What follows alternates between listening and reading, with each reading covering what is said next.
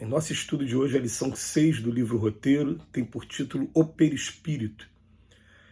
Como será o tecido sutil da espiritual roupagem que o homem vergará sem o corpo de carne, além da morte? Tão arrojada é a tentativa de transmitir informes sobre a questão aos companheiros encarnados, quão difícil se faria esclarecer a lagarta com respeito ao que será dela depois de vencer a inércia da crisálida. Colado ao chão ou à folhagem, arrastando-se pesadamente, o inseto não desconfia que transporta consigo os germes das próprias asas. O perispírito é, ainda, corpo organizado que representa o molde fundamental da existência para o homem, subsiste além do sepulcro, demorando-se na região que lhe é própria em conformidade com seu peso específico. Formado por substâncias químicas que transcendem a série estequiogenética conhecida até hoje pela ciência terrestre, é a aparelhagem de matéria rarefeita alterando-se de acordo com o padrão vibratório do campo interno. O organismo delicado, com extremo poder plástico, modifica-se sob o comando do pensamento. É necessário, porém, acentuar que o poder apenas existe onde prevaleçam a agilidade e a habilitação que só a experiência consegue conferir. Nas mentes primitivas, ignorantes e ociosas, semelhante vestimenta se caracteriza pela feição pastosa, verdadeira continuação do corpo físico, ainda animalizado ou enfermiço. O progresso mental é o grande doador de renovação ao equipamento do espírito em qualquer plano de evolução. Nota-se, contudo, que não nos reportamos aqui ao aperfeiçoamento interior. O crescimento intelectual com intensa capacidade de ação pode pertencer a inteligências perversas. Daí a razão de encontrarmos em grande número compactas falanges de entidades libertas dos laços fisiológicos, operando nos círculos da perturbação e da crueldade com admiráveis recursos de modificação nos aspectos em que se exprimem. Não possuem meios para acesso imediata, mas dispõem de elementos para dominar o ambiente em que se equilibram. Não adquiriram ainda a verticalidade do amor que se eleva aos santuários divinos, da conquista da própria sublimação, mas já se iniciaram na horizontalidade da ciência com que influenciam aqueles que, de algum modo, ainda lhes partilham a posição espiritual. Os anjos caídos não passam de grandes gênios intelectualizados com estreita capacidade de sentir. Apaixonados, guardam a faculdade de alterar a expressão que lhes é própria, fascinando e vampirizando nos reinos inferiores da natureza.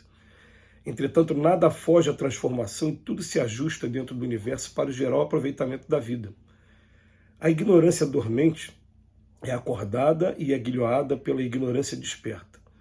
A bondade incipiente é estimulada pela bondade maior.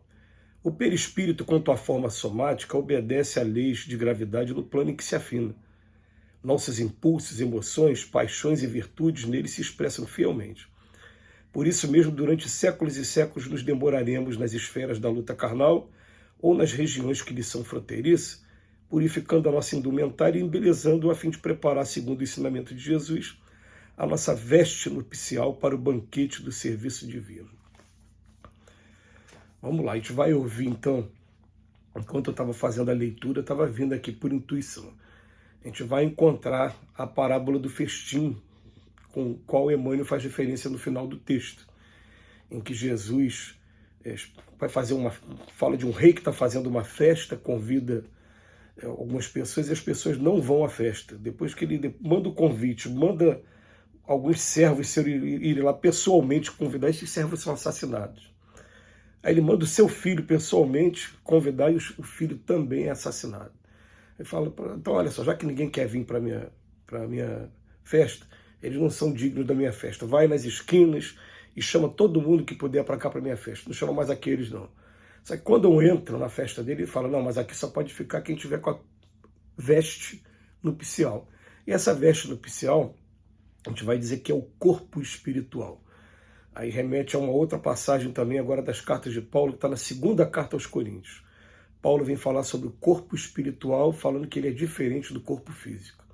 E já traz algumas diferenças. Não vai falar em perispírito. Perispírito é uma palavra trazida por Allan Kardec através da doutrina espírita. Ou podemos refazer a frase, pelos espíritos através de Allan Kardec. Tudo bem. Mas o que acontece? Essa palavra peri a gente vai perceber que peri é aquilo que envolve. Então tem perímetro. Né? Então o que acontece é, quando vai falar perispírito, está envolvendo o espírito.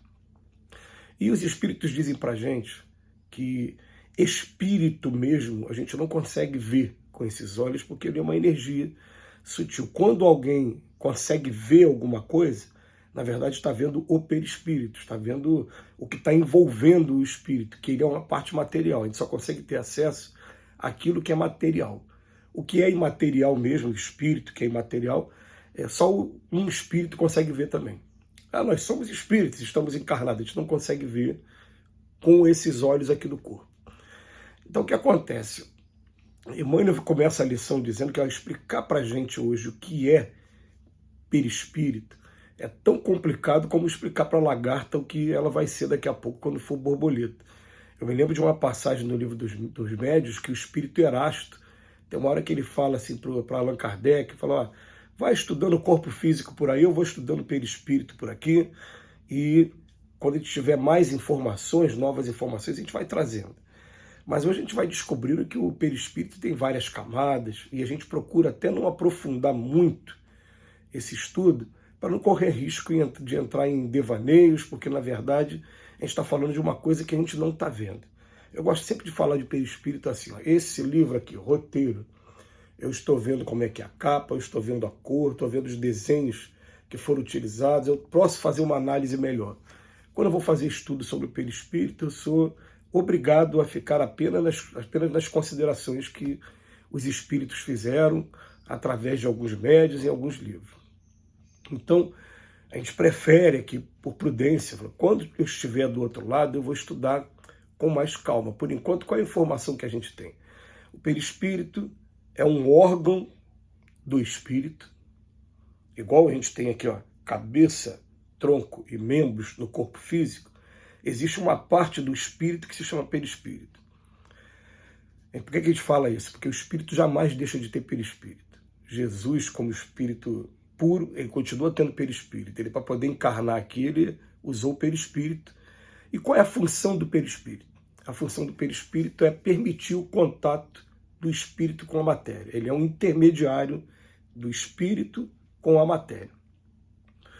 Então, como é que funciona isso? Os espíritos até falam para a gente, isso é uma coisa, para muita gente pode parecer ficção, mas no futuro breve a gente vai ter um estudo mais aprofundado científico sobre isso.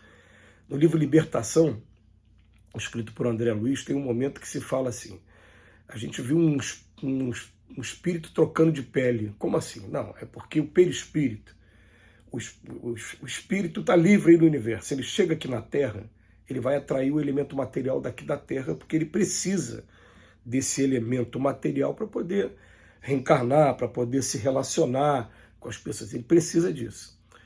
Mas quando ele vai embora daqui para um outro mundo, ele deixa os elementos materiais daqui. Enquanto ele está em trânsito, ele vai estar limpinho. Quando ele chega num outro mundo, ele vai atrair os elementos materiais daquele outro mundo para poder permitir com que aquele espírito encarne naquele outro mundo. É essa visão que os espíritos trazem para a gente ainda. Aí você vai falar, mas poxa, que viagem é essa? Né? A nossa ciência nem conseguiu comprovar a vida em outro planeta. É isso que está no livro dos espíritos. Eu estou trazendo a informação mais básica para a gente estudar o perispírito de maneira mais profunda. A gente vai encontrar uma noção muito básica no livro dos espíritos, aprofunda um pouquinho mais no livro dos médiuns, aprofunda bastante no livro da Gênese. Então são as três bases para a gente estudar o perispírito.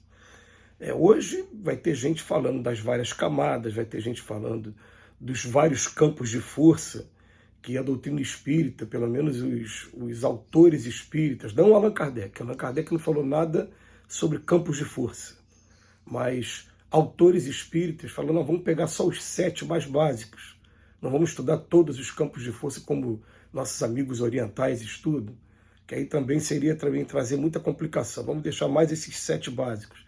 E estuda-se campos de força que tem no perispírito, cada campo responsável por funções nossas, até física mesmo. Mas